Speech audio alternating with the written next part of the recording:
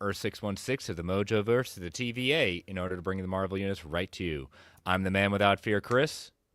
I'm the nerd with the mouth, David. And I am the Fantastic Phil. Alliance Assemble. Assemble. Assemble.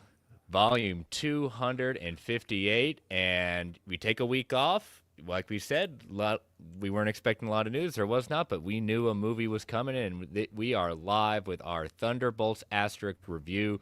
But we are not alone, as if you're watching us either live or you can see my lovely co-host David. But we've got another person joining us below, and you might have heard his voice on his own show, on the vodka stream, on many other streams at that point. Welcome to his first appearance on Marvel Alliance, Phil. How are you doing, Phil? I am good, Chris. Thank you for having me. It's weird because for the longest time I was like, man, I would love to be on Marvel Alliance just to talk with Chris and Brent and Dave about all this stuff. But I was always like, do I want to impose and be like invite? But at one point, I think I reached out to Chris a couple weeks ago. I was like, hey, can I come on for Thunderbolts? And Chris was like, yeah, absolutely. I was like, all right, cool. I'm good, man. It's cool to be here. Doesn't take much at that point. I just say, hey, just always got to talk with the co-host, saying, you good? And Dave was like, yeah, sure. Yeah. So Yeah, big fan of the show. Love what you guys do. Just love the structure. I love the conversation. I listen to it every week. It's just an absolute blast and an honor to be here. So I'm really excited to talk about this movie with you guys. Shall we say the old adage at that point? Long-time listener, first-time caller. I suppose that would fit. Yeah. But you do write in, so you have been Yes. you have been one that does write in. So Friend of the show. friend of the show. Oh, So I'm honored. good. Well, we are happy to have you here to join us tonight. And like I said, we took a week off. So David, how have you been? I have been super, super busy. Work has been just crazy. I took some time off and spent some time with friends, and then since I've been back, it's just been nonstop going. Going into education, May is the beginning of my busy season on the technical side, so I'm just gearing up for that and trying to muster through it, looking towards the end game. Nice. And with yes, I do like the phrasing on that one. And Phil, I also forgot if people do not know who you are, plug a couple of your programs, as it were, because Well, you are an aficionado of your own channel and streams. absolutely. Yeah. I mean, I've been talking about this stuff for years. I started off with a show called Superhero Stress, no longer a deal, but I have a Batman show called The Eternal Night. I have yet to get Chris on it, but I was on World's Finest True Believer, so I'm going to return that favor at some point. That's just an audio podcast I do. My YouTube channel is just my name, unfiltered. So I go live every Friday. I talk about a lot of the same stuff that you guys talk about, Marvel, but also including like the likes of DC, other movie stuff, television stuff, even some video games here and there. So it's really just kind of a lot of that. And God, do I do anything else? Oh, well, of course, vodka stream every Friday with Chris and our buddy Dave, the film junkie. He graciously hosts us every Friday for all sorts of lovely conversation and shenanigans. I'm on the Party Nation stream every Tuesday and the Council Creators every Wednesday. I'm kind of all over the place in a way that I never thought I would be before, because when I was younger, maybe about a decade and a half ago, I was pretty arrogant about being on YouTube and being live and being in this space, because I thought it was like kind of pretentious. But now, as I'm older and more wiser, I guess, saying that loosely, I've opened up and become more like, this is actually pretty fun. So yeah, it's a fun time, definitely. Well, good. Definitely subscribe to the channel if you have not at that point, and you do your Friday fill every Friday. What time does that usually go live? That goes live 4:05 Pacific Standard Time, 6:05 Central, 7:05 Eastern. All that at that time, and in Baltimore, 6:42.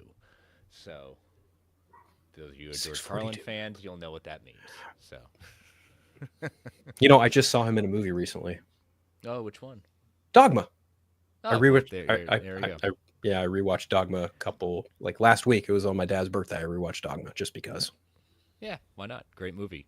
So, but yeah, so last week it's been a busy week for me. I've done some adulting. I've purchased a new car. It has been 11 years since I got a new car, and if the wife's minivan has been the big family car since the twins came into the picture, and we don't want to run the wheels off of it, so traded in the Subaru Outback for a Subaru Ascent. got actually made money on my trade, so it was an outright win for me. So, Love it. but yeah. Nice. Yeah, so and the school year is wrapping up, so got about 2.5 weeks left on my end. So hold on to your hats.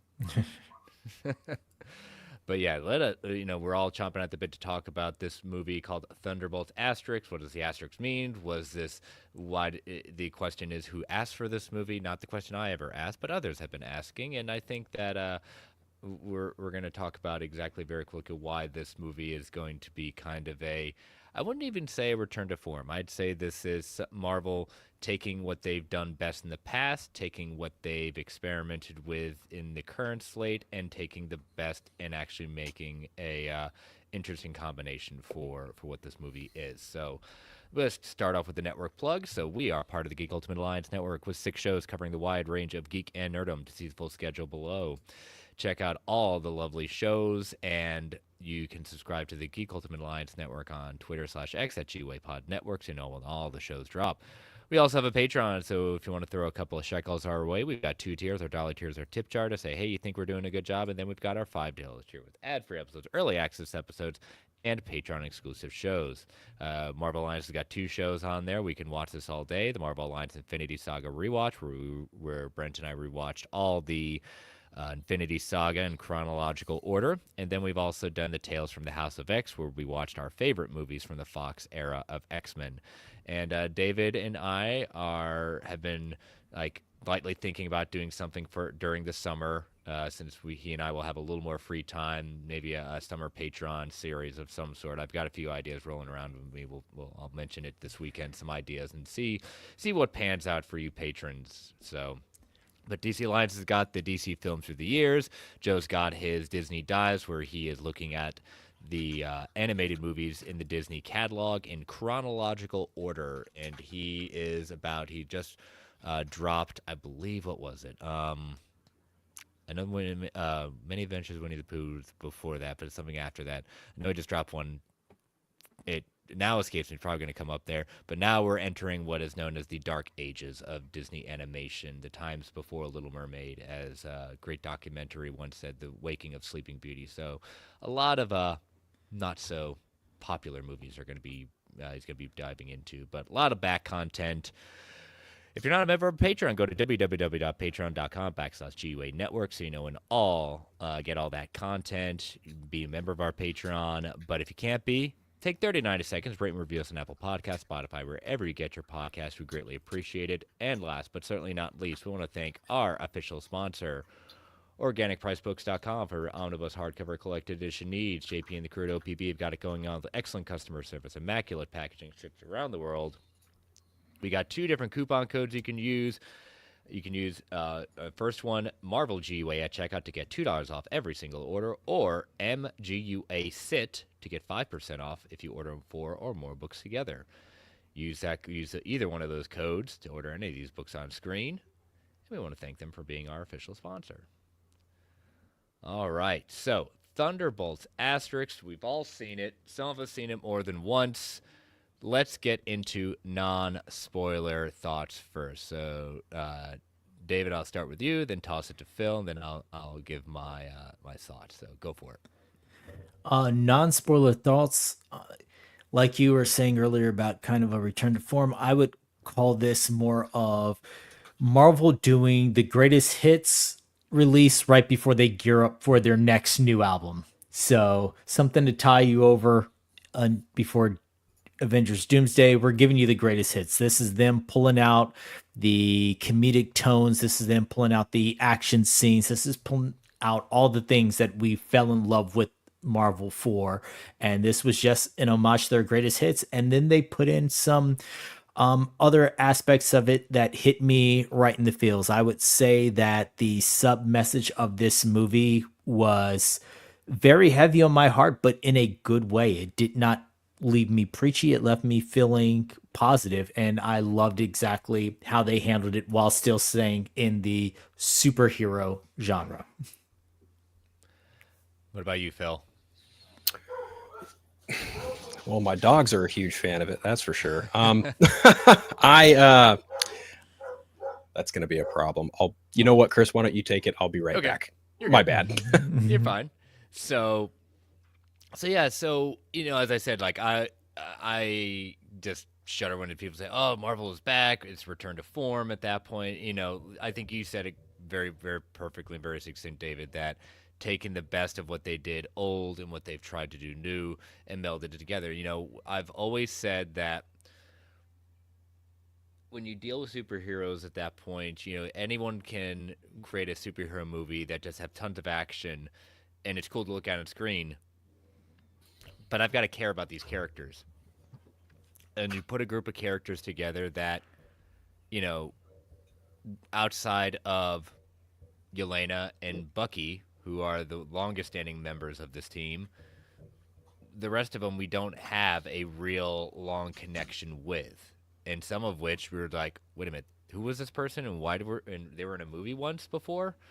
Um, but we found ways what this movie did very successfully, and what I've always said about where superhero movies can really shine is their character development and making sure that people care about what's going to happen to these characters and what's going on. Like the theme I thought for Phase 4 was a lot of dealing with trauma. How do you deal with the trauma that's existed? And that was a big theme of what Phase 4 was. This is taking that to a level in the sense of a group of people who have so many different traumas. How do they coexist? How do they unite behind it? How do they function in order to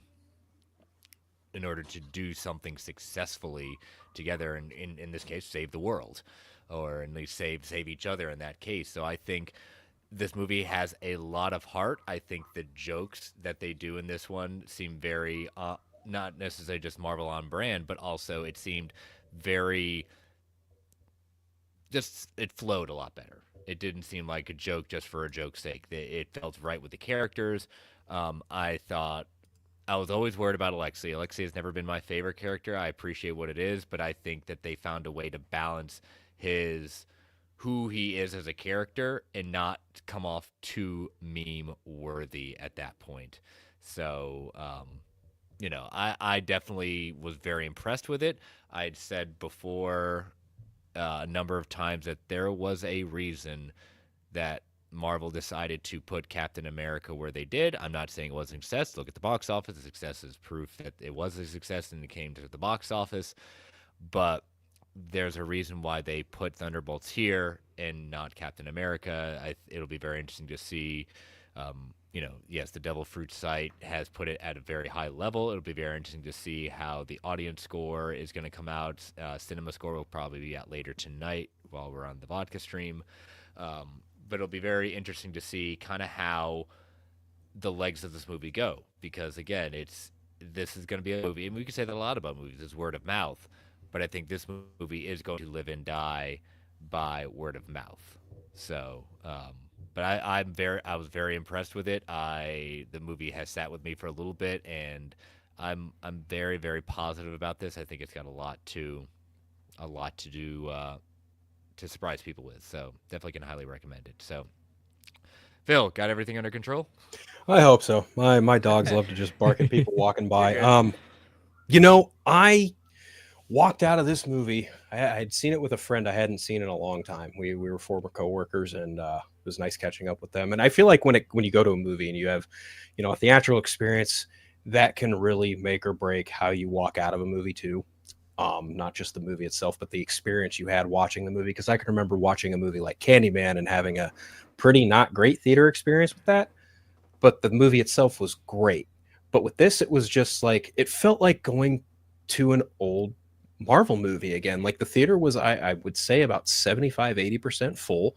There wasn't too much, like big laughs or anything like that. There weren't even like super ham-fisted low-hanging fruit laughing moments either. I think to your point, like Alexei was used enough and well enough. The more I think about this movie, the more I genuinely like, if not love it. I'm really struggling with where I'm going to put it in the overall ranking I have of the MCU, because I have a big giant list of the whole MCU on Letterboxd, and I'm just really struggling with this one. I truly don't know where I'm going to slot it. I mean, I feel like maybe another view may help me solidify where it is, but I feel really confident just saying off the top of my head right now, like I think it's a contender for part of the top 10. And I mean, Wow. I don't say this, like a fanboy or anything like that, but like I genuinely kind of feel like that this is one of Marvel's best movies they've done in quite some time. I like Deadpool and Wolverine a lot. That one immediately made it to my top 5, but again, I'm a huge Wolverine fan, so there's some bias there. Spider-Man No Way Home is my number 1 movie in the MCU, and even there's semantics there with Sony, but that's a whole other conversation. But yeah, Thunderbolts, just on the whole, I was just really impressed with, between the cinematography, the chemistry between every character. Yelena Belova, man, I'm a huge Florence Pugh fan. Like I love her to death. I've loved her in everything she's ever been in. So I was signed up from day one.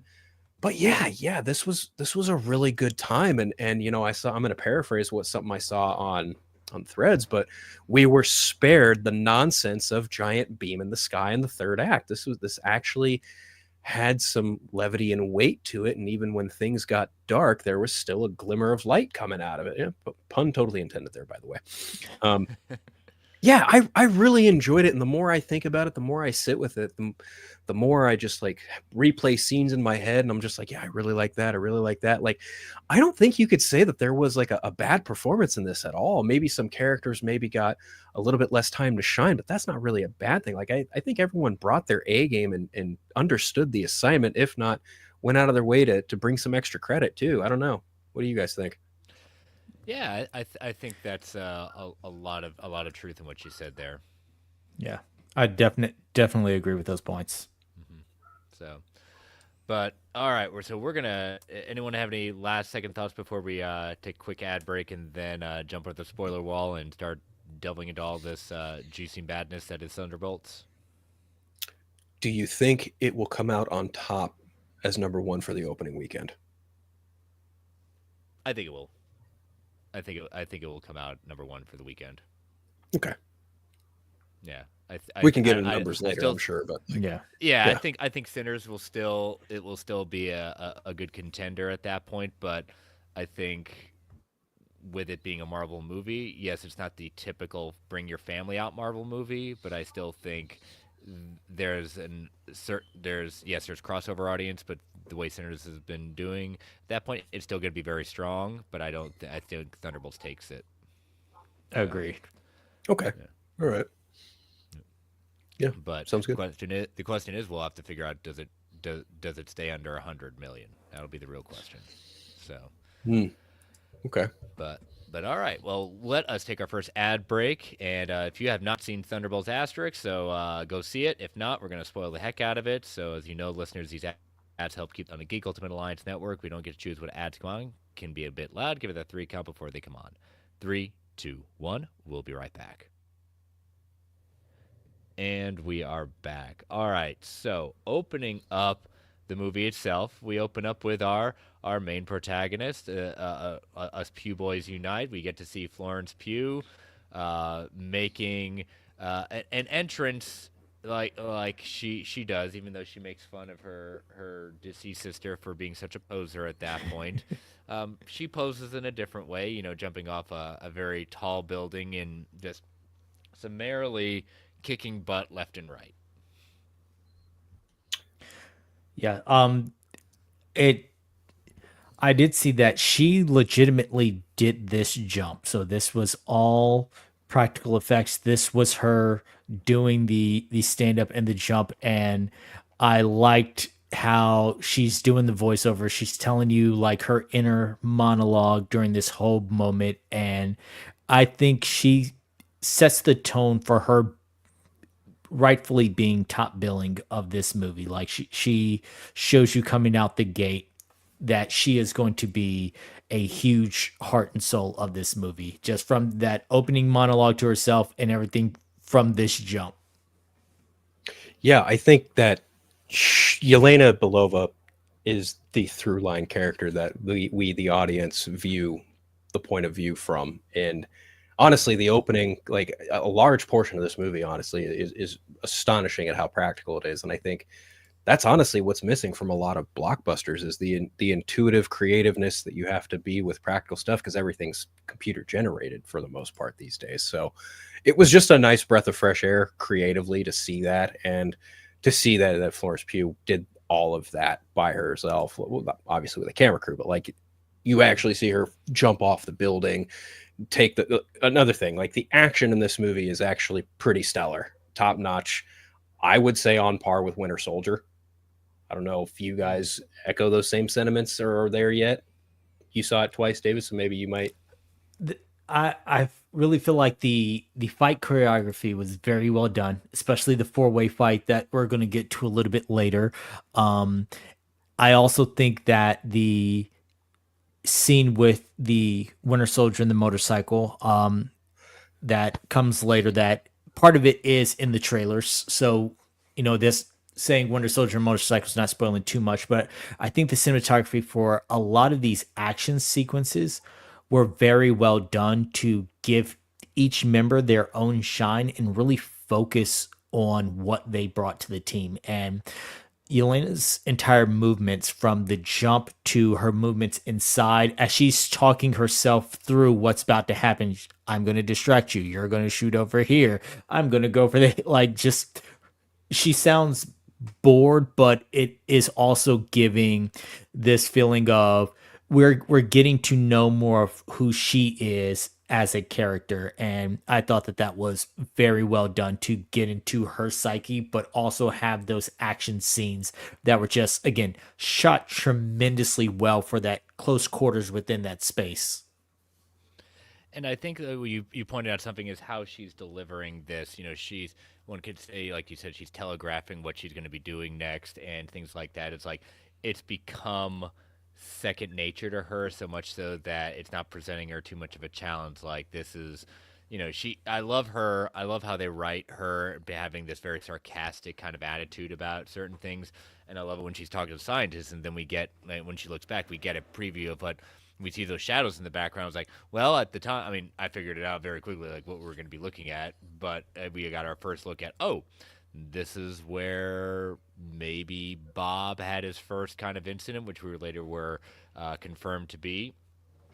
But it just, it's not even that she's sloppy at that point. It's just that she doesn't feel inspired to be doing any of this right now. Like, she wants something more, and it just doesn't necessarily mean anything to her at that point. Again, as she later goes and sees Alexei and hasn't seen him in a year, and it's just like looking for something to be inspired by. Like, there is this missing thing in her life, and it's more than just not having Natasha there anymore. There's something missing for her. I think the guinea pig she saved, she might have held on to and kept. Yeah. I got to admit, Yeah. that got me good. I got a good laugh out of that, where she's literally just, kicking all sorts of butt, and just, she sees the guinea pig. She's like, oh, I'm supposed to take out all the collateral or whatever. And then she, like, Yeah. as she's walking away, you literally see her petting the guinea pig. And it didn't even occur to me, like, that's a shot from they used in marketing. And I'm going to go back and look and see if that guinea pig's still there in the marketing or not. But like, that just whole thing, she's like, oh wait, yeah, it blew up. It's just so, Yeah, just turn around. Yep. the situational humor, I think, in this movie is some of the best that they've done in a while. Because I'm not saying this is a valid or fair criticism, but I'm saying it's a criticism that gets brought up a lot when it comes to Marvel movies. They are often lauded for having humor and being too humorous, and easy button humor and things of that nature. And I feel like Thunderbolts, in a way, kind of like breaks from that mold in a good way. Yeah. So, And yeah, and with just how we see exactly, we get that, I think it's a good opening. I mean, here's the other thing, even going back to the Marvel fanfare, we don't get scenes. We don't get live images back to the comics, and then the darkness going over the fanfare too. Last, Captain America, Brave New World, we didn't even get the fanfare. Yeah. This time we get the void and the lack of music. It cuts out as the void comes in. yep. Mm-hmm. Yeah. So. Yeah, I thought it was a nice change of pace to actually see it be comic book panels for the first time in. Yeah, all the versions of the century, and Pretty Yeah, nice. yeah, Hmm. that was pretty cool. So then we flash to looking at the, Congress investigating and trying to impeach the director of the CIA, Valentina Allegra de Fontaine. Don't think it. Don't even say it. Barely even want to have an inkling of it at that point. Um, and Bucky being there in the background as a full. Is he a congressman or senator? Congressman Congressman. Okay, yeah, congressman. out of Okay, so Brooklyn. yep, out of Brooklyn. So, not very good with the press. I didn't expect him to ever be good with the press. Um, but just seeing how the government is going hard after Elaine, excuse me, not Elaine, Val, and all these possible secret things that she's been doing to benefit her, I guess, her side corporation of Ox. Yeah. I liked this version of Valentina. I like her when she's addressing but not addressing the committee, and they don't say the Defontaine, and she starts correcting them on that. It's just her arrogance while she's in there, because she knows in the background she's cleaning up her own messes. She thinks everything's good, and just the cockiness, the arrogance. I like her line about the Avengers aren't just gonna walk in here right after Bucky just walks in there. Just all these little subtle things that give her that power play. Julia Louis-Dreyfus is just, she's amazing in this role, and it continues to show in these moments just that bit of her that she is a scene stealer. Mm-hmm. Leading up to her inclusion in this, for the initiated, I don't know about the general audience, but for us initiated fans, like, Yeah. we first see her in, I believe it's Falcon and Winter Soldier was her first appearance. Yes, I Yes, that at was the the end. yep. Right. And then it's after Black that Panther. Black Panther in the films, but also she was in one other show, was she not?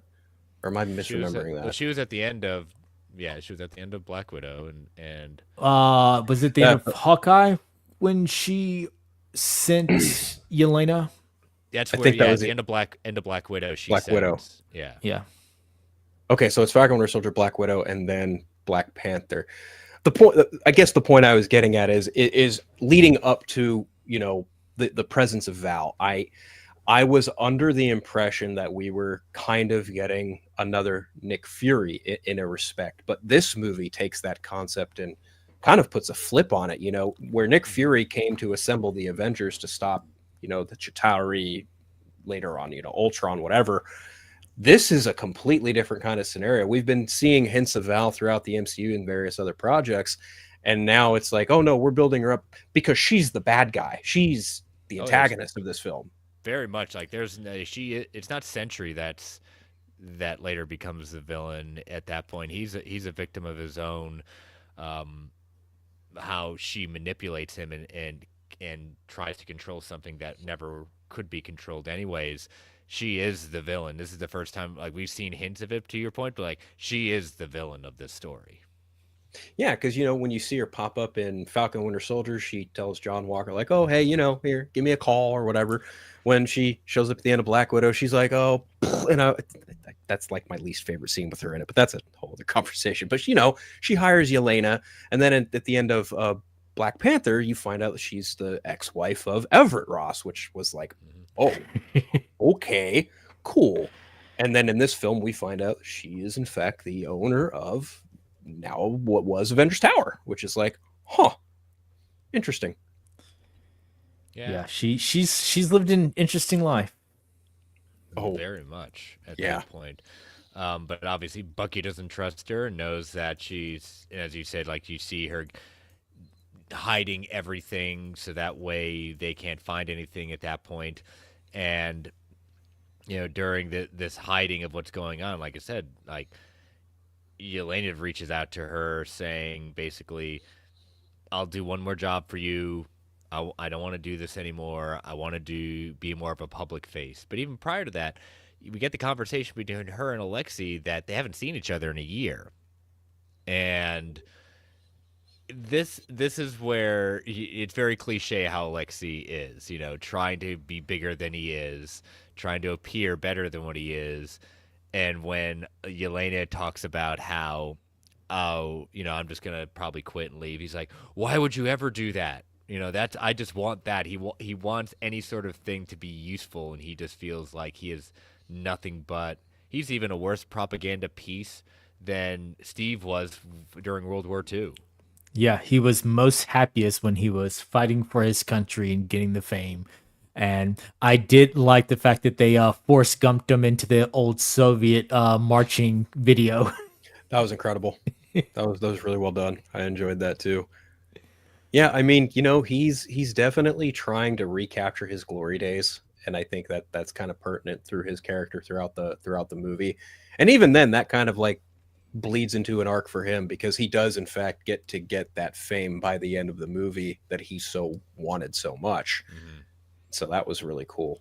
But yeah, the whole like they hadn't seen each other in a year. I was like, well, I don't know if that's really a strained relationship or if that's by choice. Like it's very like, eyebrow raising a little bit.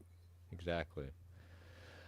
But then we get into like we've seen a little bit of action there. We've had a little bit of a break at that point. Now we get back into some more of the action where Val sends Yelena to this decommissioned or quote unquote abandoned Ox facility.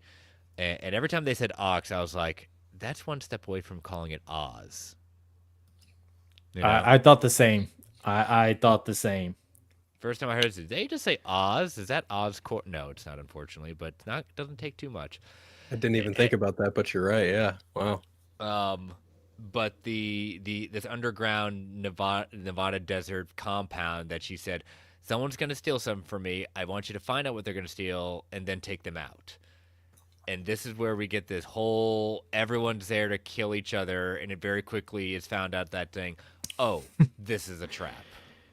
Yeah, this is a funnier, drawn out version of the opening scene from Batman: The Dark Knight, where my job is to get you, but my job is to get you, but my job is to get you.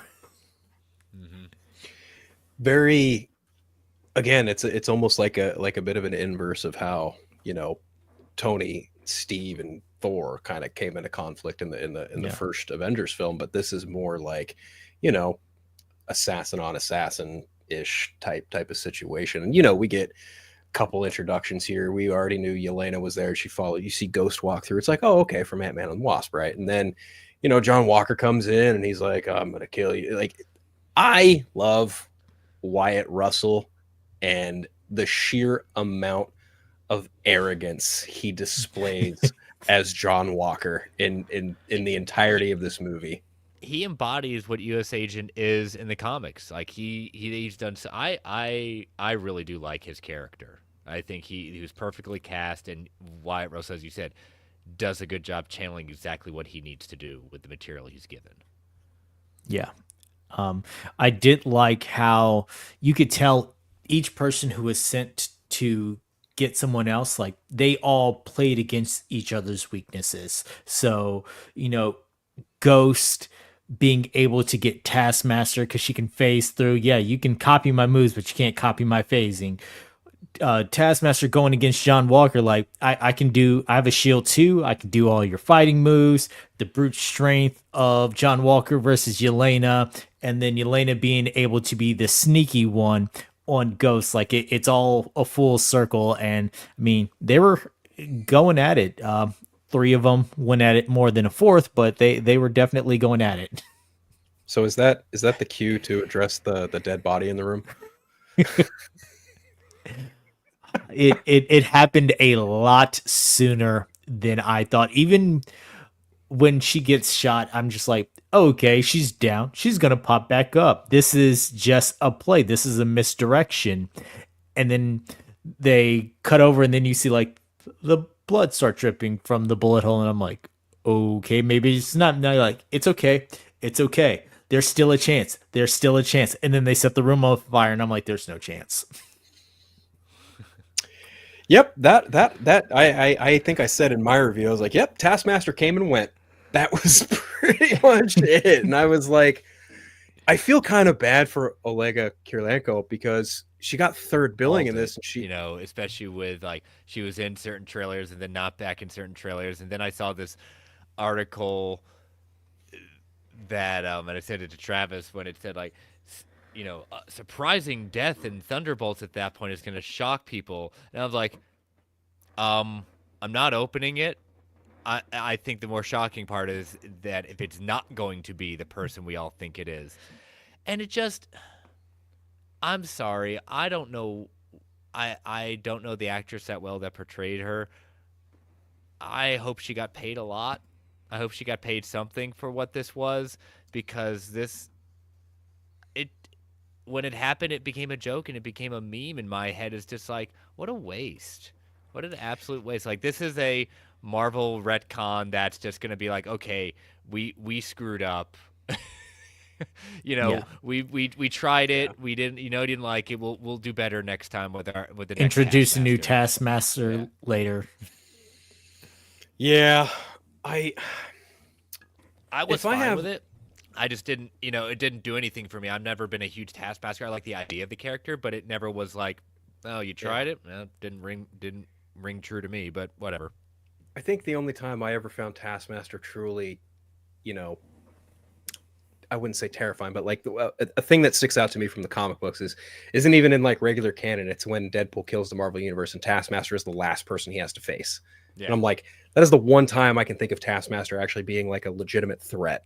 But here in the MCU, like I rewatched Black Widow a couple weeks ago, and I see hints and shades of like what I recall and like about Taskmaster. But overall, you know, the character wasn't all that well received. The movie was well received, but that character not so much. And coming in here, like if I had one like nitpick or criticism, I'm just like, I don't think Taskmaster had any real necessity to this movie. You could have not had her in the film, and it would have been a-okay. Like you could have figured something else out to do with the character. But I feel like, hypothetically, like I feel like maybe someone went, what do we do with Taskmaster and Thunderbolts, and someone just chimed in and went, kill her. So I don't know. I doubt that was probably a thing, but just hey. I just didn't think it seemed unnecessary outside of just having everyone there to kill. Everyone had someone to kill. You know, I think that was the only reason it was brought in. And I'm like, I guess if that's all you had left on the table, I mean, wasteful. But that's the only reason I can say it makes sense. Everyone needed someone to kill. Yeah. Yeah. Julio's saying Marvel really did listen to the fans. Again, it's, I think people saying, oh, you've betrayed the character of Taskmaster by making him into a woman. I was like, no, you really, there's not that huge bunch of die-hard Taskmaster fans. If you say you are, I'd like you to raise your hand and tell me every part of the history in order to kind of say like, really. But I did like. Well, I think this is one of my favorite scenes in the movie because of the banter back and forth. The characters really shine in it, and I mean, the Ghost character from Ant-Man and the Wasp was like okay. I didn't really, I felt for the character, but it didn't do anything besides that. But like the character building they done it starting in this scene, how she kind of gets on with Yelena and how they basically throw it right in U.S. Agent's face with everything he tries to do. Oh yeah, I was Captain America. It's like, oh yeah, for like a minute. Yeah. I liked her smart responses. Ava Ghost's smart responses, like the whole, oh, you came back. She's like, yeah, I couldn't get power to the elevator. Like she just had these smart quips back with U.S. Agent, and I thought that like it showed me more of her as a character and a personality than any of her scenes really did in Ant-Man 2. She was probably 6th most important character in that movie. Yeah, and I think that the costume upgrade is a nice touch. I really like this one as opposed to the one in Ant-Man and the Wasp. But honestly, everything about Ava's character is kind of an upgrade from that film. But it's kind of an understatement. I think the banter, not only between her and Walker, but like her and Yelena, they both just, you guys pointed out, like they just went to town on John Walker. He's like, yeah, I was Captain America, and she claps back with like, yeah, dime store Captain America. Yeah. It's just, she was funny. She was really, really good, and I can't wait to see her come back for Avengers Doomsday, because we all know the majority of them are in that movie as well. Oh yeah, yeah. It's gonna be a lot of fun with that. Um, Even just to finding out that Valentina sent them all there to either kill each other, or she was gonna incinerate them as she's enjoying the fake party that she's throwing to throw people off and make it seem like, oh yeah, she's changed and she's does that like. The Geekverse guy said it too. It's like, what a Bond-esque thing to say. I'm gonna turn on the incinerator and have a clock in there to The countdown clock. Meanwhile, I'm going to host a party with a lot of paraphernalia from prior Avengers conflicts, like, the staff and the big giant A. It's just like, you said not even 5 minutes ago the Avengers aren't going to come in, but you have a lot of their stuff here. So it's like, Yeah, and that's the original A. That's not even the full-on Avengers Tower A. That was the placeholder A when they had the foreshadowing of Avengers Tower. So I'm like, you're really putting out there. You're talking about how the Avengers aren't coming back, but you're putting their stuff out there for everybody to see. mm-hmm. Almost Yeah. like a backup plan of sorts, weirdly enough. Mhm. And I did like, I'm a huge Wendell Pierce fan as an actor. He's an outstanding actor. I'm looking forward to see him his take on Perry White and Superman at that point. I enjoyed what his character was, just pointing out how government tries to bring people to justice and kind of panders at that point, but also Bucky realizing very quickly that he can't just smash his way into getting Valentina to be taken down. Like, unfortunately, when you're playing in the government, some people can follow the rules and other people can break the rules. And in this case, Wendell Pierce wants to do it by the book, but also pander to the press. Got to read the packets, those juicy packets. There's a part of me that noticed some almost, I don't know if, I doubt it was intentional because this was shot like well over a year ago, but like there's some creepily real world parallels going on between that whole ordeal. And I'll just kind of leave it at that, which is very timely considering the way Marvel's done that with like Daredevil Born Again and now with Thunderbolts. I'm just like, is someone at Marvel like a fortune teller or like a mind reader or clairvoyant, like something? Like, do they have Madam Web somewhere? Okay, that might have been a little too much, but I really liked Wendell Pierce as well. He was a nice surprise. I even saw like a picture of him way back when, and it was like, oh, he's in this movie. But to actually see that he's got a pretty substantial part in it is just like super cool. And like Chris mentioned, yeah, he's going to be Perry White and Superman, and it's like, oh, there's a nice little crossover happening there between the distinguished competition and, of course, Marvel Studios. So, yeah, I was quite impressed with what he was given to do. He never disappoints me. I love Wendell Pierce. I've loved him since Hackers. So, Yeah, true. What did you think about our first kind of understanding? Like, we meet Bob too, and played very well by Lewis Pullman. Yeah, Lewis Pullman at that point, and playing Bob again, and he's gonna be typecast pretty soon. He's the very aloof, not knowing. Everyone's just like, "What are you doing here?" But I think it was it Yelena or U.S. agent that discovered basically the open, I would call it the open casket, seeing like there was a shape of a body in there, kind of think like, oh, U.S. agent it sees it first. He walks by and then he kind of runs his hand across it as he looks over to see that this is kind of eerily like a casket. Yeah, it's funny because like we see Bob and he kind of pops his head out, and they're all just like, who the heck is this guy? Like, I'm Bob. Really well done on the marketing for just holding back who we all know Bob becomes. Yeah. Oh, yeah. Like, where'd you come from? Right over there.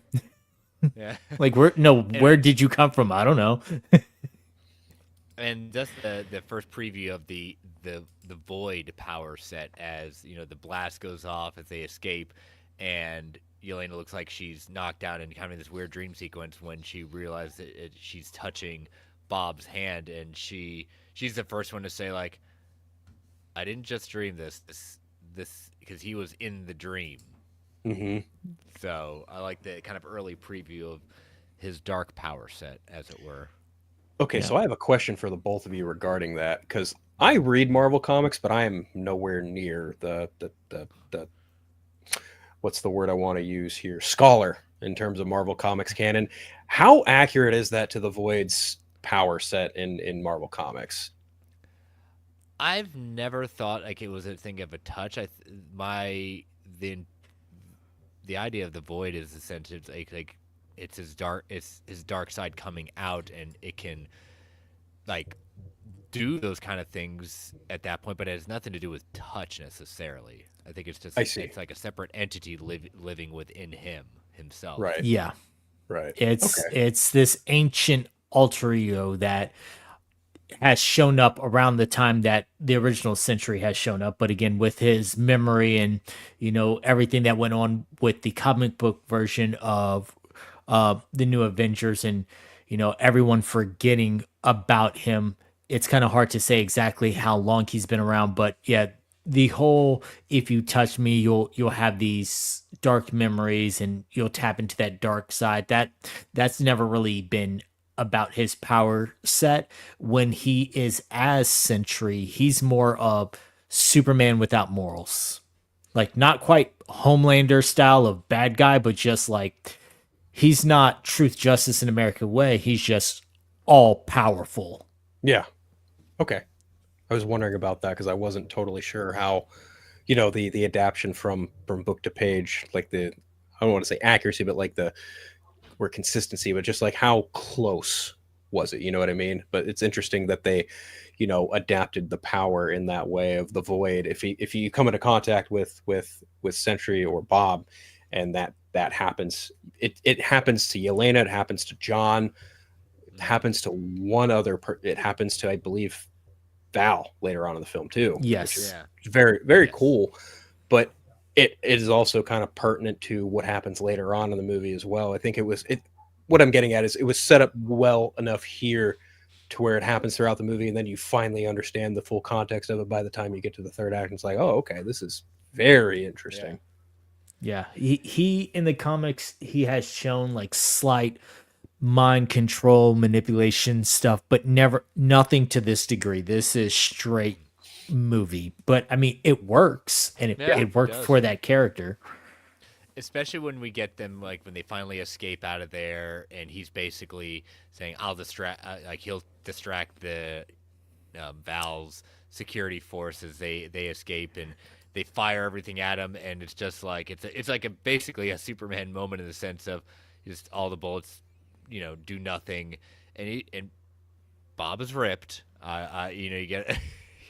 It definitely sounds like, oh, you got a six pack there, man. Good for you. Um, and just kind of floats up and dive bombs. you Yeah. know, it was a cool kind of preview saying, "Oh yeah, this is this isn't gonna go well for you all." Yeah. When he does realize how powerful he is. I will say that Lewis Pullman did an incredible job with the facial inflections that he was having as Bob. Like it really sold the broken psyche aspect of it, including like after he got shot and he's standing up, like you could see the wheels turning. Like okay, something's different, something's more to me. He doesn't quite have those memories back, but throughout the entire movie, his facial inflections, his eye twitches, everything that he did really brought an extra layer to who Bob was. Yeah, yeah. I think Lewis Pullman's definitely kind of embodying his father a little bit too. Probably Oh good. yeah, it Probably it the genetics. looks darn right like near him. I know, right? Yeah. Kind of wild, but yeah, when that scene happened, and he takes the bullets and like he flies up, I was just like, oh, okay. Like they all kind of get an idea of like, oh, Bob isn't just a Bob. Like he's something, Yeah. something definitely. And I think it's Yelena who figures it out pretty quickly that like he's the Sentry. Yeah. And she's because even kind of she's the one who coins the idea of like calling his darker side the void too. yep. Yeah, that was very interesting. And like just the immediate flip that Val has when she realizes that Bob is a success of the Century Project. Yeah. She's just like, capitalize off this. This is my new cash cow for sure. I've got plans already. Let's Mhm. torch Exactly. this place and move on to the next. Yep. Yeah. And so that's where we kind of end Act 1, where you got Yelena, John Walker, and Ava escaping. Bob's been recaptured, and we move on. So anything else you want to discuss before we head into Act 2? You know, I had something now. I'm just losing it, just like Bob lost his memory. Well, It's I think that all of them, the way they got out of the abandoned base, the defunct place in Malay, it was just very well done and well executed. Like these people who've never met each other before, but are very crafty in what they do. They managed to figure out how to break out of essentially a locked in. The perfect reluctant team up, and we got Travis Hines. We got on your left. Yeah. Yes. As soon as he did that, I said, I see what you're doing there. I understood that reference. I was not going to let that pass. We got on your left. That was great. It was well done. yes, it was. It was a good moment. So, all right. Well, we're gonna take our next ad break and then head into Act 2 as our heroes are basically suffered a big L right now, and we'll see if they can continue on. So, as you know, listeners, these ads help keep the lights on the Geek Ultimate Alliance Network. We don't get to choose what ads come on. They can be a bit loud. Give it that 3 count before they come on. 3, 2, 1. We'll be right back.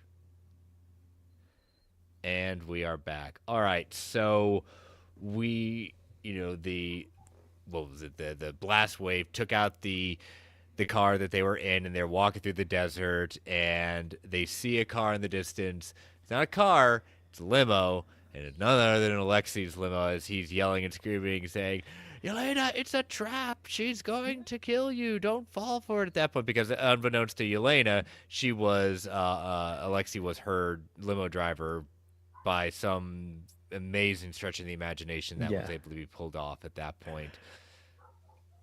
Yelena's look, though, of just the, oh my God, my dad's here. She had that full teenager, please don't embarrass me. Oh, I'm just going to pretend like I don't see you, pretend like I don't see you. And he gets out, he's like, Yelena, it's me. It's your dad. And Walker and Ava are just like, who is this clown?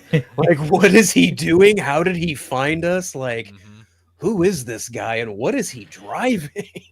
Yeah. It's a limo for when you want to have those good times, right? And obviously they're all going to pile in there, and they're all going to try to go after Yelena and get Bob back. But they're being pursued by these 3 army Humvees at that point. And I will tell you right now, Bucky coming in saving the day, giving his best Arnold T-1000 from Terminator 2. I mean, that's all I thought with it. And then I later read an interview or see a YouTube there. He says that's exactly what he was doing. Yeah. He said he wanted to go for the full Arnold in what he did in T2, down to even the gun movements with the shotgun. Yep. That is what suited for me. When he grabbed the shotgun, did the little flip of it and the aim down, I was like, oh, he's going full Terminator. He did it. He did the thing. He did the thing. Everything about that whole sequence with Bucky coming to rescue the Thunderbolts was so... I'm a huge Terminator fan. I love T2. I love the first 2 Terminator movies. James Cameron is one of my favorite directors, even though I'm not a huge Avatar fan. But still, like, those 2 Terminator films are like some of the best action films ever made. So to see that Bucky has a scene in this film that is directly inspired by one of my favorite movies, I'm just sitting there like a child, so happy in the theater watching Bucky just reanimate the shotgun flip and then point down, just oh my, and then even just shooting his like giant grenade launcher, which is very reminiscent of Winter Soldier when he did it to Nick Fury. It's just like, oh, this is just, I love it. I love it so Oh, much. oh, we forgot at towards the end of Act One, we get our first mention of the word Thunderbolts when Oh yeah. Walker is telling a story, and then Yelena decides to tell a story of her Pee Wee soccer team, um, and how they were horrible. They lost every game, and one girl took a poo right in the middle of the field. Took a and, poo. and that and he goes, "Why are you telling us the story about your team, the Thunderbolts?" And she just goes, "Oh, well, I thought we were just sitting here telling useless stories about each other." There's There was reasons. also another moment there at towards the end of Act One where Yelena and Bob are sharing a moment, and Bob kind of asks her like, "Well, how do you like deal with your depression? Like, what do you do?" And this comes back later, but it's a really effective moment where Yelena, in a way, is kind of embodying a lot of normal people that kind of bottle their emotions and put it down. She basically gives Bob the worst advice you could ever give someone who's Mm. dealing with depression at that moment, and he's like, "Oh, that's good. I gotta try that." And it's like, Yeah. no, No, don't don't do do that. that. Don't do that. But yeah, that Thunderbolts origin, it kind of hit home for me. I grew up playing soccer too, so I was like, oh, that's cute. That's adorable. Yeah, Yeah. definitely. And we flash as Bucky takes out the limo. We know he's getting captured, but then we go back to Val trying to further manipulate Bob and be motherling and trying to basically say that we're here to help you. We want you to be the superhero that can stand up to all things bad. And we didn't talk too much about her assistant. What's her assistant's name? Mel. Mel. Yeah, Yes. and just how at one point she tries to tell Bucky that Val's lost it. This Bob Reynolds, this Sentry character, he's he's unstable. She's gonna want to put this out to press. A lot of people she feels is gonna die. But I love the quote that Val says in the sense of in life we were taught that there were good guys and there were bad guys, but you come to find out that there are bad guys and there are worse guys. And in this state of the Unironically. Marvel universe, where we're at right now, she may be out of line, but she's not wrong. Yeah. Unironically talking about herself in that moment. Yes. Oh yeah, she's the worst girl. Easily. Easily. And it's like it's even a little bit more foreboding because when you think about like Robert Downey Jr. was once Iron Man and now he's Doctor Doom. So you go Yeah. from being a good guy to the worst guy in Yeah. essence. You see So some guy, but he's gonna prove he's gonna prove Harvey Dent right. You either die a hero, or you live long enough to see yourself become the villain. now that you mention that, I think Bob Sentry is the only one to like become the villain, then come back from that. Yeah. Yeah. He had his whole redemption arc right there in one. Right Yep. there in one.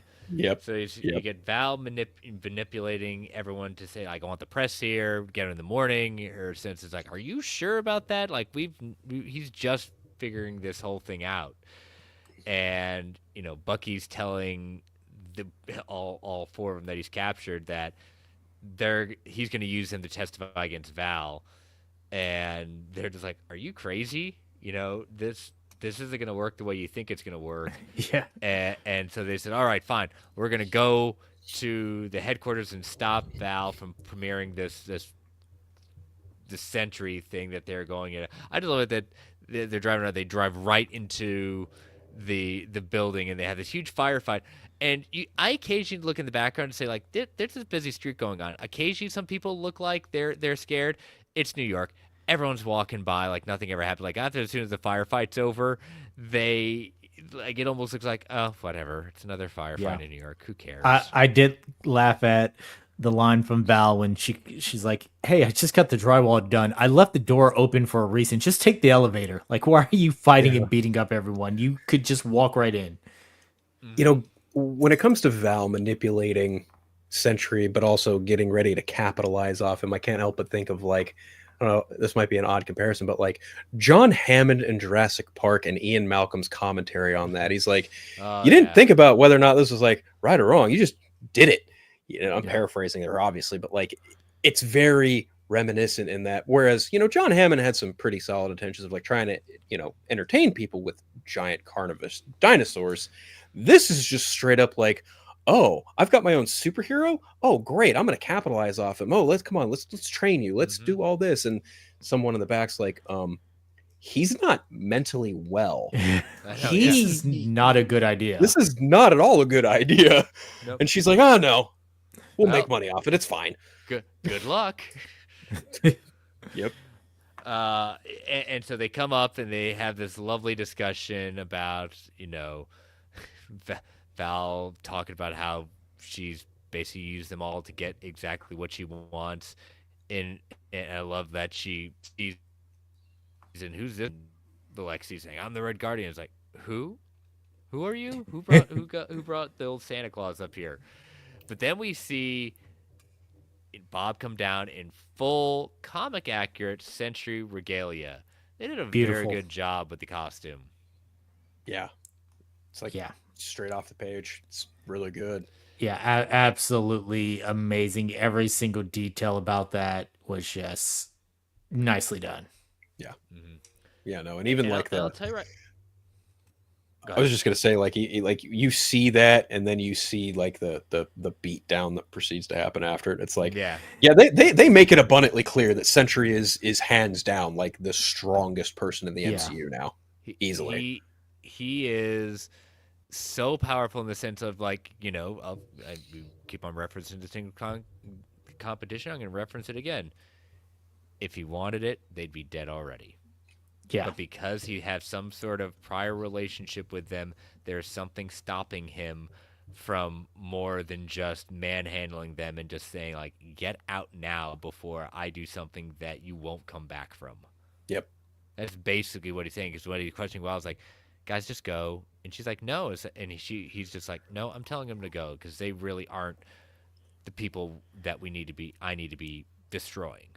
Yeah. It's like, I don't want to fight you guys. Like, you're not bad guys. You're not what I'm going to use to make myself a hero. Like, I don't need to do this, but the fight breaks out anyway. And, Captain America gets his shield folded, which is Taco shield.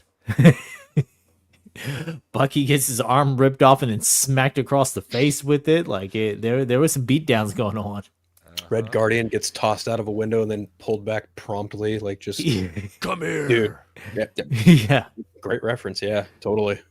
Get over here. And even like he even anticipates where Ghost is moving to the point where he just catches her by the throat, and it's just like, well, he is terrifying. Yeah, truly.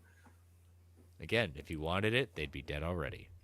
Yeah, it reminded me of a better version of the Superman scene in Justice League when Superman returns, and there's that slow-mo and he's looking over at Flash. It was a better version of that scene, in my opinion, of just there's nothing you can do right now. I am just gonna smack you all around.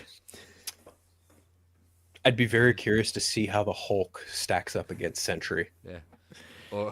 Or as Renell's saying, like, Sentry can die if Phoenix kills him. I mean, that definitely is possible. I think Jean Grey is probably one of the only few people who has the power to take him out. Yeah, you're definitely going to need an Omega level threat coming through, and it's got to be someone who does not mind doing the dirty work. I don't know. Just real quick, I was just going to say, like, I don't know if it was intentional. I don't know if it's just by coincidence or happenstance. The fact, obviously Sentry is often, compared to Superman in a lot of respects. And I feel like just even some of the visual imagery here with Sentry, I feel like maybe Jake Schreier, the director, maybe they kind of looked over at the other side of the pond and what Snyder did with Superman a little bit, just visually, with the way like he floated, with the way he moved, the way they even the heat vision was almost similar, but not quite. It wasn't quite Icarus Eternals level similar, but it was pretty close. I'm not going to say that outright that Jake Schreier was inspired by what Zack Snyder did with Superman, but it feels, when they do take from each other, they do it tastefully, I think, in the event it actually is the case, and especially, as the Thunderbolts, the team escapes at that point, and Bob has this conversation with Val, and I love the line he says, throws it back in her face, saying that, well, you're saying I'm going to be the greatest Avenger of them all, and there's a god on that team. I am a god, you know? Yeah. I'm throwing your words back in your face saying you say this. And this is when she has that, oh, I screwed up, didn't I? I screwed up real bad. And I was like, yeah. Like, This yeah, is what what you happens think it when you play God. It goes back to exactly what, Erskine the scientist had said to Steve. Hmm. With the serum, good becomes good, bad becomes worse. Good becomes Yep. great, bad becomes worse. It enhances exactly what the person has within them. And in this case, you have someone who has unfortunately led a very big, bad life of trauma, has substance abuse, and has DID, and just is not the right person. And now you've given them powers that they don't know exactly how to handle. They're just doing it. Like, what did you think was going to happen? Yeah, this wasn't a soldier volunteering for the experiment. You found a meth addict wandering the streets of Malaysia who wanted to join a trial study. Like, that's not where you pull your heroes from. No, no. No. So, and that's when, he starts to, she tries for the kill switch. She's unfortunately getting choked out, and that's when Mel comes in and saves the day and activates the kill switch. He goes down. They walk away saying, get a cleanup crew. She's demanding more money for a raise at that point, so she's changed her loyalty. And Sentry looks dead, and this is where we end Act 2. I'd say that it's very interesting seeing exactly, like, I think this movie does a very good job of balancing character building, action, character building, action. I think this is one of the strong points for this movie. I think this is very evident, especially in Act 2. Hmm. Yes. Absolutely. So, 100%. Yeah.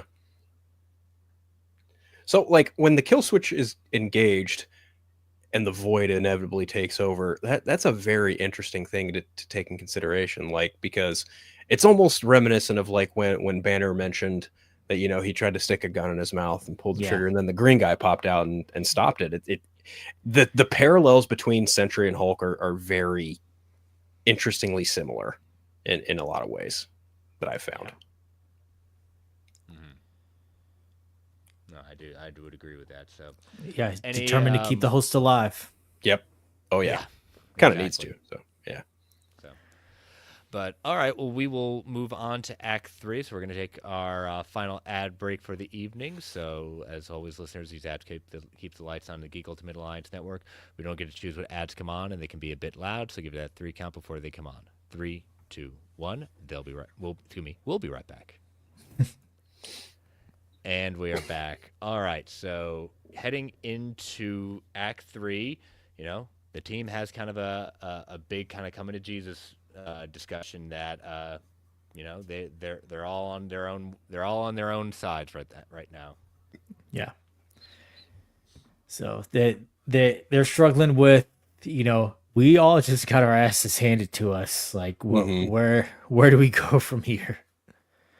And they all kind of like trying to deliberate like what to do. I don't even think that's the right word, but like, they all try and like, plot what to do next. And Yelena is essentially just like, no, like we're done. We can't do this. Like, this is ridiculous. This shouldn't have even been a thing.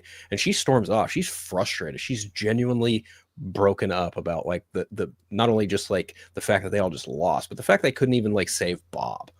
And that's and you understand where she's coming from because she's been dealing with, the workplace depression, the loss of her sister, just the general feeling of being alone for a long time, and she's just kind of fed up with it. And this one time that she forms a bond with people, and it just kind of blows up in her face. She's like, you know what? Fine, I'm gone. And of course, Lexi chases after her in true dad fashion and talks her down. It's a very touching moment between the two of them. Yeah, and she has a moment where she's talking about, how she feels about her sister, how she feels about, this is her found family, and like, I haven't talked to you in over a year, and And the fact that I haven't heard from you is not just bad because of my sister's death, but because I care about you as my quote unquote father. So to not hear from you, that hurt. That made me feel a certain type of way that impacted the person that I am and who I became afterwards. And his response is even more gut wrenching. He was like, I didn't know if you wanted to talk to me. And it's Yeah. like, you all both are coming from the same point of view. And it's just, this all could have been solved with a Yeah. conversation, you know? And it's very interesting where you think about just everyone understands that, especially when we see Walker's revelation of like he has lost everything. You know, there's nothing that he's fighting. He's on his own, and Yeah. really he is very much like the rest of the team. While he puts himself really high up, like he's no better or worse than anyone else on this team. You know, I thought Mhm. that was an interesting conversation to be had. And even like Ghost too, she spends a lot of Ant-Man and the Wasp predominantly alone until the end with Mm-hmm. Bill Foster. But she operates predominantly solo. They all kind of do, and the fact that they all kind of form this kinship in a way, it's just very organic in a good Yeah. way. I enjoyed it. Mm-hmm. It was Good good. And stuff. even though they break up and they move about their distances as Alexei chases after Yelena and things like that. But then things aren't going so well as they start having their their coming of age at that point. And what do they see in the sky? Yeah. You see this big black figure, and you know, you hear the voice change and everything else, and you just cast this hand out and people start disappearing. The Ox team starts unloading fire on him and he's taking them out, which then causes a helicopter to crash. Like it's a whole thing. And now they're rushing to save people as not only debris is falling out the sky because this crane that was being used to rebuild Avengers Tower slash Ox headquarters is now falling down, knocking out the buildings next to it. Debris is falling. They're trying to save kids, get people out the way, get people to safety, and the void is coming down and he's spreading across New York, and people are just pop disappearing, and all you see left over is their shadow. Hmm. Mm-hmm. Very visually striking imagery where you have, again, I mentioned earlier that we are spared the nonsense of a big blue beam in the sky or whatever. Yeah. This is haunting. Like to just see people get turned into shadows and like a overbearing darkness just consume New York. And Yeah. like what's the one thing that Yelena does in wake of all of this? She walks right into it. Yeah. And this is before, like, if I'm out there not a hero, I don't know where people are disappearing to. Like, that's got to be scaring the mess out of someone because you don't know, for all intents and purposes, they're just gone. There is no void that someone's going to, or you're not locked in your worst memories. You're just gone. So having that fear and that visualization of watching people literally just pop away in front of you, and then for Yelena to turn around and just walk towards it, like, yeah, that is a moment. Mm-hmm. And just like you said, it's almost like a very um, as we see kind of the images of Hiroshima and Nagasaki, where the shadows of that's just left of the people after the bomb goes off, Yeah. Hmm. Spooky stuff. But Very I also much. like how they were able to deduce that, like, you may enter the void, but you may not necessarily die. John Walker's like, yeah, no, I remember something like this happening when I touched Bob, and that's when they kind of figure out like maybe you don't die if you go in the void, and then they all Yeah. kind of charge in, which is, I gotta say, like the stuff within the void was really well done too. Like the pretty commonality for this movie so far. So this is well done. This one, it's just a really well Yeah. done movie through and And through. that they did a good job tackling the aspects of these characters to remind you that these aren't your Captain Americas, your Thors, your bright and shining heroes. These are hurt people who have been through various things. You get reminded of Yelena's past with the Red Room, with her memories from there, with what happened to the other girls, the guilt that she carries from there. You get the moment of her battling herself in her own demons of drinking away the pain. Like you get to see these moments that remind you that these characters are doing good and they're on their redemption story, but they've been through some heavy stuff.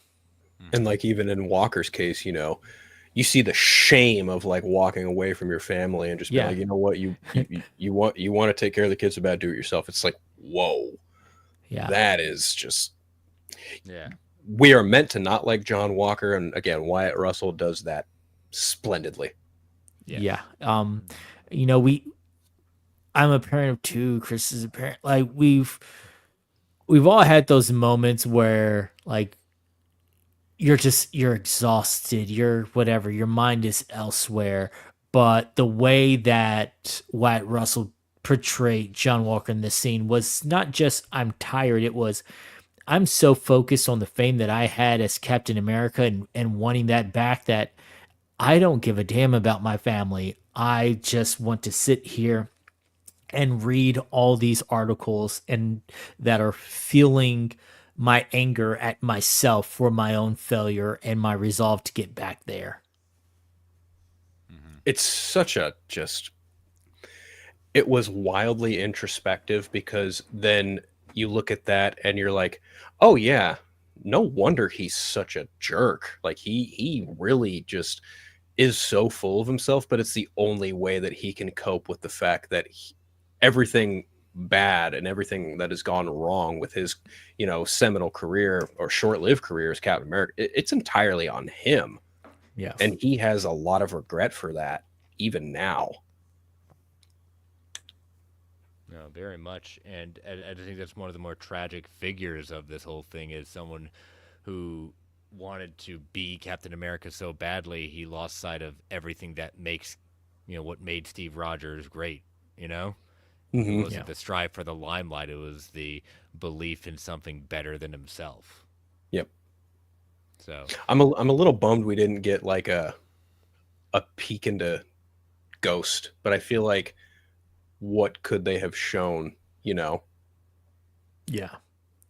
mhm. would have been nice, but it wasn't totally necessary, I suppose, best way to say that. Yeah, no, you're right. Um, so what did you think when Yelena goes into the void and realizes that? I mean, she's not making a sacrifice; she's trying to get through to Bob at that point. What did you think of that whole thing? And then later, the team realizing, well, that's the only way we can beat this thing back.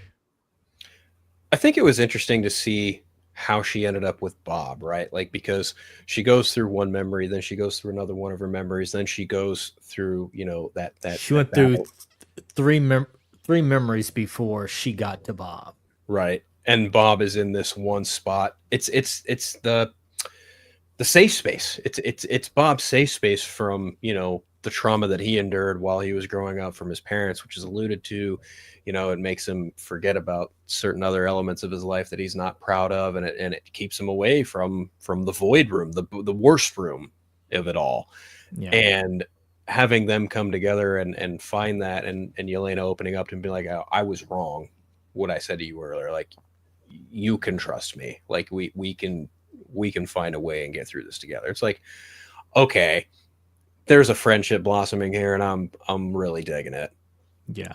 And this was a great take on not just the character but also the mental health battles that he was going through. I think that they handled it very well. Not only this, but also with the next scene to come of just being there for each other to overcome that. And Yelena being able to see, okay, these are some of the things that made you growing up in that broken home and seeing the things, hearing your mom blame you for the fact that the family's getting beat by dad and all this other stuff like this helped drive you to that area. The um even the Family Guy style chicken fight that and he's like, I'm sorry I was on meth at the time, like, but you're getting a peek into his psyche. Yeah, that I very much like Family Guy chicken is the first thing I thought of too, and Bob just Hmm. yelling like, "I'm sorry, I was on meth." It's like never thought I would hear those God. words uttered in a Marvel movie, but Yeah, here we are. Yeah. exactly. And yeah, I was gonna think, wow, we're saying meth in a Marvel movie, but we also had Daredevil Born Again with stuff. So there we are. Very true, very true. And like, Yes. that whole just like visual of, running through Bob's memories, and they all help him go through it. Like they go through it together in a certain respect, and then they finally end up in the Oxcorp void room where you see where the void is operating. And I also got to say, like, visually, it's pretty difficult to just make a character look entirely blacked out, and I feel like it was achieved really well here. I don't know what lengths they went to make it look as photorealistic as they did, but I must say, like, this was also visually haunting to look at, and I really enjoyed the way that they balanced out, the bright, heroic yet intimidating factor that Sentry poses, but then also just the horrific nature of what the Void encapsulates all in one film, and it's just like, yeah, this is certainly a treat for Yeah. No, for it fans. it was super cool to see. I will make a disclaimer for any studio execs who just happen to be listening. While this was a cool feature, please do not use this for simulated blackface. I have to say it in case anyone's listening. Yeah. It It was a worked cool for look. this. Let's not take it too far and get ourselves in trouble. Amen. Amen to that. Hmm. But I do like how in the end, when Elaine is trying to get through to Bob, and we see his trauma, the the damage that he's had to go through with his family, especially when he's trying to stand up for his mom and when his dad's being abusive, and the mom's like, this is because of you, at that point. And Mhm. you see how his entire life has been. But when he's beating up on the Void, the Void tries to hold them all back, but she breaks through and is just holding him. And they all go around him and hold him, trying to say, like, you are loved, you are cared for. I mean, that was a very powerful message, uh, that the world needs to see, Yeah, that I like how they did not end it with him beating the Void into submission. It was quite the opposite. It was bringing together his found family and his support system and reminding him, like, you are enough. You are Bob, and we want Bob here. Even Walker having that minute of yelling, let's go, Bobby. Like, even though Bob hated the fact that he called him Bobby. The way that he said it was in a loving and enduring way of like, I'm still me, but I'm me rooting for you. Hmm. Mhm. Yeah. Definitely. But especially as they hold him, they are able to beat back what the Void really wanted, and they're able to snap it out of it, and then, New York is saved. You know? Yeah. Yeah, that was very, very interesting way to like cap off that climactic battle, because obviously it's Mm-hmm. just like it's a visual representation of battling with yourself when you're struggling with the likes of depression and other things that going on upstairs, and mentally speaking, it's such a just powerful moment because you literally see how a support system works in that kind of context, and Mm-hmm. it's just really well done. I've got Chris and I'm sure David can also understand this too. Like we're in circles of people who take that kind of stuff very, very seriously, Mm-hmm. and with the way things are currently, I think it's important now more than ever to just be there for people when they're going through stuff like that. Yes, definitely. I Which agree. I would say even just amplifies the beautiful message this movie has to say even more. Mm-hmm. Honestly. No, I would agree with that. And then so we everyone snaps back out of it. Bob kind of barely remembers anything. But then they see Val, they chase her down, only to be revealed that her press event's happening. And she says this is the secret project she's been working on all this time, and introduces that all of them are out there as the new Avengers. It seems that she's been the one working on this, and they're all just like, "Oh, we're doing this." And I love how Yelena whispers in and says, "We own you now." That was one of my favorite line deliveries from the entire movie, where she, so confidently gets up on the podium and says, "The new Avengers," and then Yelena just walks up right Yeah. behind her, whispers in her ear, "We own you now." Oh my gosh. That was just so chef's kiss. Loved it. Yeah. Exactly. And That that's where, was amazing. yep, and that's where my 2025 prediction got proven right. I said at some point this year we would witness the forming of the beginnings of the new Avengers, and here we are. So Yep. I know I'd There been it claiming is. that saying we'd probably get Dark Avengers, but didn't make that as this one at that point. So these are our new Avengers at this point. So we go to black. We get two credit scene. We get a mid-credit scene, which is the humorous one, where Red Guardian is on Sewer Isle trying to get this poor woman to get the Wheaties off the shelf and say, "Hey, I'm on the box," and it's his new high Avengers on the high in box. fiber. It was great for the kids. Yep. So that's the humorous one. Nothing really to say more than that. A little chuckle here or there. If there was any way to just pay off the fun marketing nod of them being on a Wheaties box, that was it, Yeah. without Yeah. question, Oh yeah. easily. Very much. But then we get into what is now the longest post credits in MCU history. Is the one with the meat and potatoes setting up for what's coming. We see the new Avengers 14 months later at the Watchtower, Avengers Tower. I don't know what we're calling it, but either one of them. And even during out the credits, like they're very memeing this either not my Avengers. These aren't the like our whole fandom would really do. A lot of negative press has gotten to them. Yeah. Not everyone's convinced that they are the right choice. A lot of changes in The looks and styles. Avengers. Yep. Yeah. Captain America, Sam Wilson, and Bucky appear to have a falling out over the teams using the Avengers name. I guess Sam's looking to sue for It's copyright very infringement, litigious. even though it's That even- when I was thinking about that even thinking about it now, that just doesn't really sit right with me because number one, if anyone would have trademarked the Avengers, wouldn't it have been Tony Stark? yeah, I think, I right? know. Yeah. And then like for Sam to like say, "Oh, sue for copyright," it's like you didn't even want to forge the Avengers and Brave New World. Granted, yeah, because you didn't want a government run Avengers, but the twist here is like, yeah, they may be government run, but the government doesn't run them. They run the government, more or less. I would love to see a scene of that conversation because I'm pretty sure it went somewhere where it was a back and forth over where the Avengers know, where the Avengers know, where the Avengers, when finally it was like, well, I have the shield. Well, we have the tower. Well, fine. I'll sue you and then we'll keep the name. Like, I feel like it devolved from their normal friendly banter to their friendly banter, just that game of one-upsmanship just cut a little bit too deep, and that's how we ended up with this lawsuit. Yeah. So wild.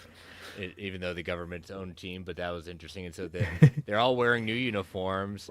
Yelena's leading the group. Bucky's is on hand in a new kind of getup, where offering advice to the former assassin as she's getting used to being a superhero. Bob is unwilling to transform because he's afraid he's going to unleash the void again. He did the dishes though. Yeah, he did the dishes. He did the dishes. That's right. Yeah. And so after the Red Guardian pitches his new kind of NASCAR looking of sponsorships, the new Avengers with the Z at the end. Unimpressed by Elena, she brings up that there's a crisis in space, and the team's alerted about a ship entering the atmosphere that's extra dimensional in nature. And as soon as I saw the ship, I didn't even need to see the symbol. That I knew exactly what that ship was. And the camera pans, satellite pans over with the Fantastic Four symbol, with the music of the Fantastic Four symbol. Well, the we've all knew this was going to be coming, but I guess we've kind of spoiled the upcoming release in the sense of confirming what we all were predicting. I mean, I Yep. don't think it's Yeah. necessarily spoiled. We all knew they were going to find some way to get into here. So, Right. Yeah. this is directly set up. Avengers Doomsday, the Fantastic Four will make it into the MCU, and it gives, I think it gives even a little hint towards what I've been saying, like who Galactus is not a world devourer.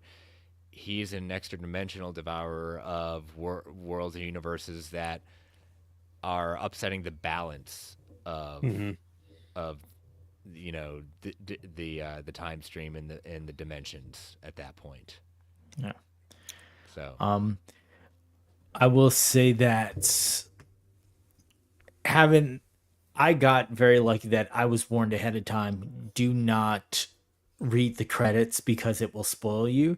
So it was not until I saw the ship that I realized, okay, and I had to go back and think on like second time, like, okay, this is why it would spoil me because they do mention in the post in the credits about the theme song for the Fantastic Four. But yeah, this I was very happy to see this. But yeah, it's a guaranteed. Okay, this is the direction that we're going. We're getting those Fantastic Four. We're folding them into, you know, Earth 616. They're going to be a part of this. That's where the next movie's headed. So, context.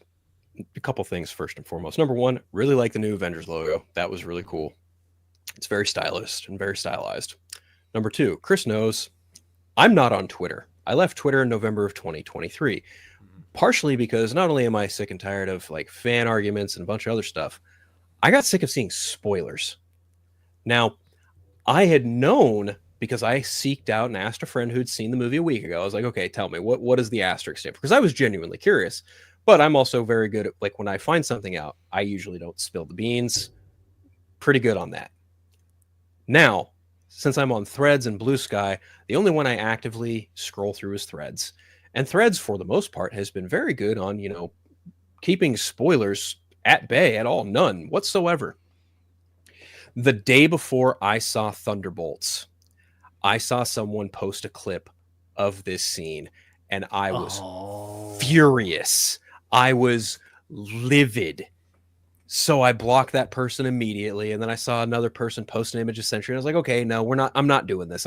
I have lived through a decade of Twitter. I am not going to waste my time with this. I am going to make my algorithm work in my favor. I know this game. I have been here before." So we go into the movie, we watch the movie, and the credits start rolling. And I'm in the back of my mind, I'm like, okay, I know that there's a post-credit scene, and there's going to be an allusion to what I'm looking forward to. And then I'm, just reading the credits normally. And then I see Fantastic Four First Steps composed by Michael Giacchino. And I was like, oh, well, that's wasn't anywhere in the movie. And my friend was like, oh, because it's post-credit scene. And I'm just like, kind of thinking about it. I talked to Dave a little bit about this, Dave the Film Junkie, and I was like, they probably could have gotten away with flipping the post-credit sequences and would have been totally fine. yeah. yeah, But definitely yeah, could have. I liked what I saw, definitely. And I think in a way that, yes, this does kind of like spoil / confirm that like what everyone has been speculating. Like, yes, this means the Fantastic Four will in fact enter the MCU proper by the end of their own movie, which is sadly ironic because Matt Shackman was doing an interview, or there's an Entertainment Weekly spread where he's literally talking about, well, we're in our own universe. We get to do our own thing for a little while. And it's like, yeah, I guess a little while only means one movie then, doesn't it?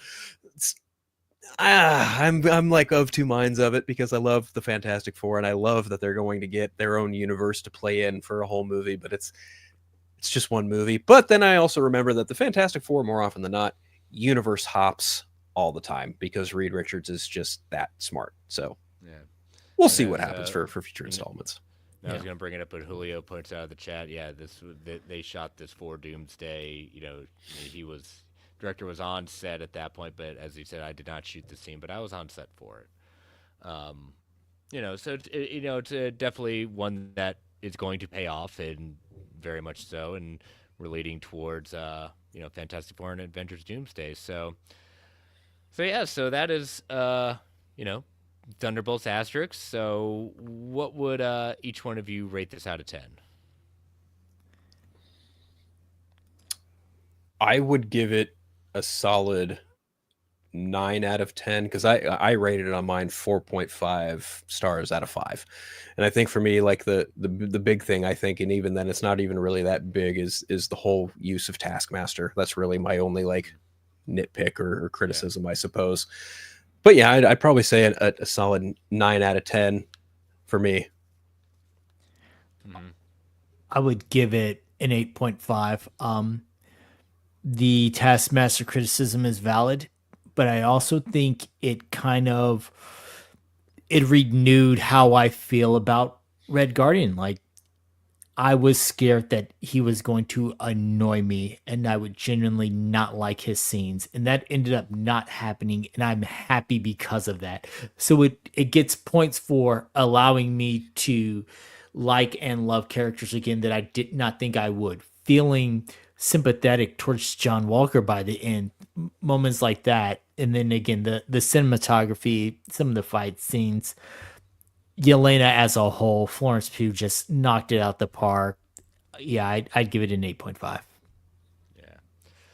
I'm gonna be giving it probably, I would say I'm gonna go with Phil. I'll definitely put it at a 9 at that point. I'm very happy with it.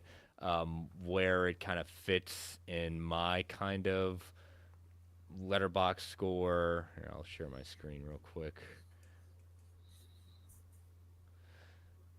So again, only seeing it once at this point. I have it slated at, let's see, we've got 5, 10, 15, so 16. So it is right above Miss Marvel and She-Hulk, and it is right behind uh, Hawkeye at 15, Deadpool and Wolverine at 14. Yeah, it's definitely in my top 15. I don't think it cracked the top 10. I think I had it at 12. I'll have to go back and look, but yeah, it's up there and deservedly so. It was a Mm-hmm. good, like I said, it was playing the greatest hits, and it was a good return to form. Yeah. Yeah, I don't, like I said earlier in the show, I have no idea where I'm gonna put this. I think it has a chance to be in the top 10 for me, but I'm gonna have to maybe watch it again. Top 15, I think for sure. I think that's a pretty even get because like I ranked it pretty high. But I also like a lot of other Marvel movies that are ranked very similarly. So it's going to be very interesting to see. Like, I guess it's going to kind of boil down to like which one would I rather watch, either Thunderbolts or you know Spider-Man Far From Home, or something in that respect that is on the higher end of my tier list. I'm not entirely sure, but I think safely I could say it's probably somewhere in the top 15, maybe top 10. Yeah. Yeah. So, but all right, well, that's where we, you know, bring it into the first MCU movie of the summer. At that point, it definitely, I think, surprised a lot of people. Julio in the chat saying Cinema Score is at an A minus right now, so that's going to be hopefully good news for general audience word of mouth. Um, I'll be surprised if it does crack 100 million for this weekend. Um, just because I think this is going to be one that I think it has a couple of weeks for some legs that it can get some more out of it at that point. Um, but yeah, so we'll have to see what the weekend is. But Phil, thank you for joining us for the show, and happy to have you here. And remind people how they can follow you.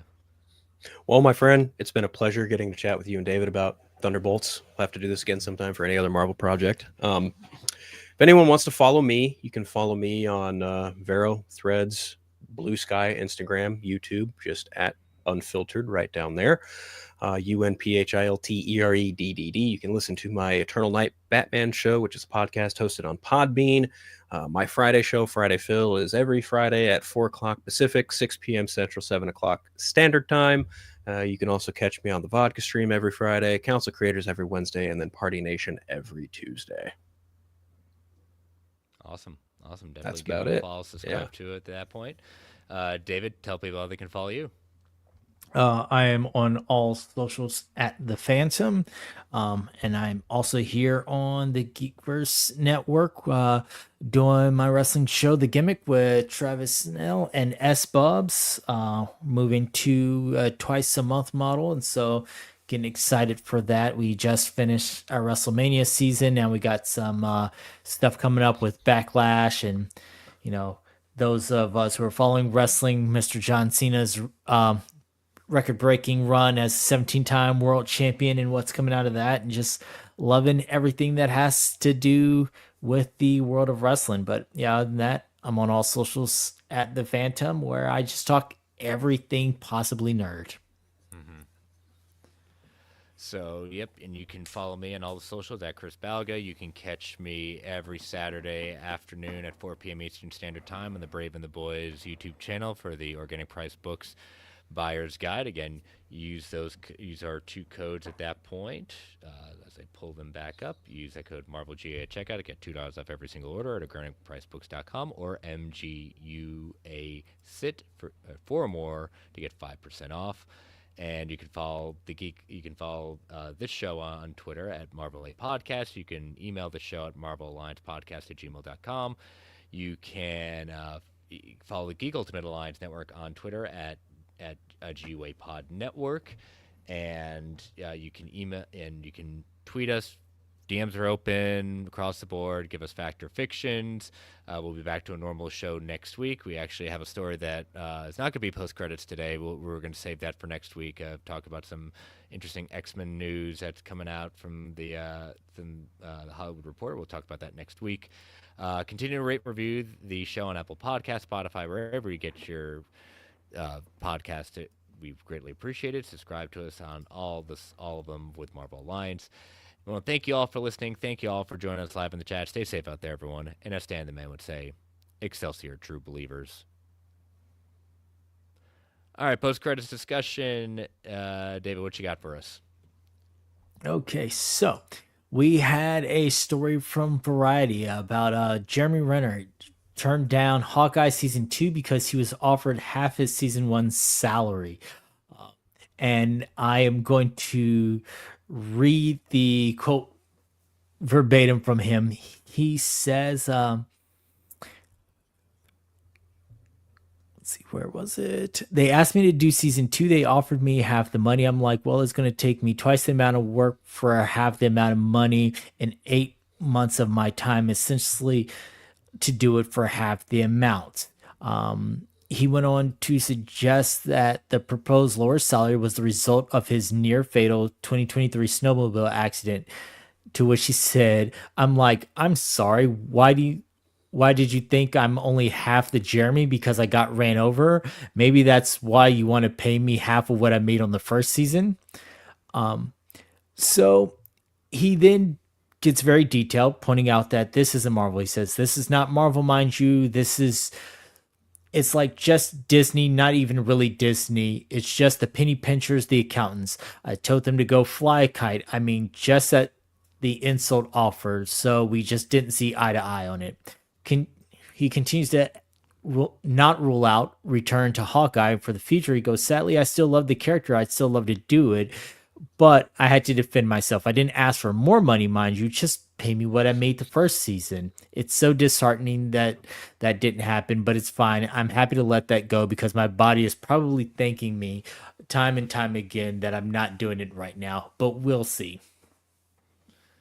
Yeah, that was So, kind of that definitely was disappointing to hear. I would agree with that. yeah, especially over penny pinching, and it's someone like Jeremy Renner who is he's going to bring in an audience. That familiarity is going to bring in an audience, and to say that it is because of his accident, like, I don't need original Avengers movie. I don't need in-game version of Jeremy Renner's Hawkeye.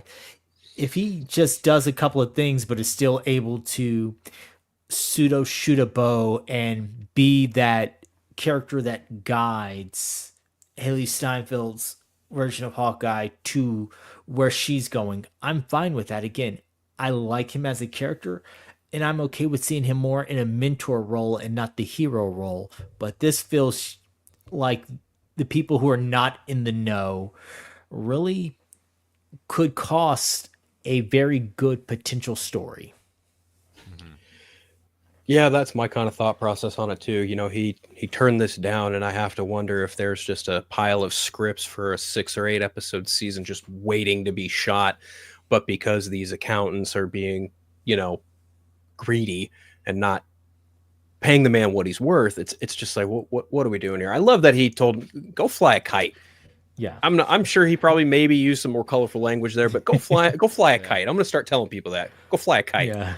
Just man, it's a shame because like David said, this is Jeremy Renner. He's an OG Avenger as far as the film and MCU is concerned, and he headlined his own series and did a phenomenal job doing so. I think Hawkeye is one of the better MCU shows personally, but man, Yeah. it's a crying shame that this isn't necessarily on like Disney proper. This isn't on like say a Bob Iger. This isn't Kevin Feige's fault. No, these are accountants who know next to nothing about creating something or giving people their due and their respect and paying them what they're worth. I mean, Lord only knows if it's true about how much money Robert Downey Jr. is getting for Avengers Doomsday, but it's like, Mhm. come on, like this is Jeremy Renner. We're talking about a show involving Hawkeye, which probably, as we've seen with the first season, doesn't require too much CGI, if any at all.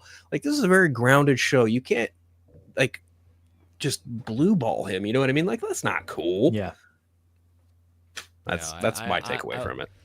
No, echoing all that at that point, but it's just in the sense of like this is the age we're living in the sense of, I mean, when it comes down to it, yes, he's headlined his own TV show. He's an OG Avenger, but they're going to look at it. I'm not justifying this is what they're looking at, saying how bankable are people lining up to see Jeremy Renner again in that one? Like that, they're looking at it and saying what's going to get the more bang for their buck, and they just don't see it. I disagree on a personal level, but I love Hawkeye. I thought it was a great show, like you all did, and that's when it comes down to they're looking at it as a business side versus the pay the man what he's worth, and they just don't see it the juice is worth the squeeze in the sense. I'm very disappointed by that. He's right to stand up for what he thinks is there, but part of me even thinks that even if he was supposed to be a very prevalent part in Hawkeye season 2, there's now puts into danger for now him even doing any cameos for doing it just because of this what they kind of damaged this relationship. Yeah. That's what I worry about. And I have to is- wonder, like, does this even set a precedent for other people too? Yeah. Like, I'm glad for him to stand up now so that this doesn't happen down the line, especially once we start getting into Secret Wars and bringing in other people. If you're nickel and diming and you're doing this, which is going to cost the overall story, then I'm glad that Renner is standing up now so that someone higher up can say, we are going to make so much off of these movies. This is the world we're building. Pay these people what they're worth. yep, Yep. amen to that. Yep. But all right, well, we will see you all next week at our normal time, Thursday, 19 Eastern Standard Time. Breaking down all the news as we now will look at how the box office looks for Thunderbolts in their first weekend, and as we march towards what's the next Disney Plus show. I believe it's going to be Ironheart, and then we're heading towards Fantastic Four first step. So a lot of stuff coming up in the summer. So again, we'll see you all next week, and take care. Bye bye. See ya. Toodles.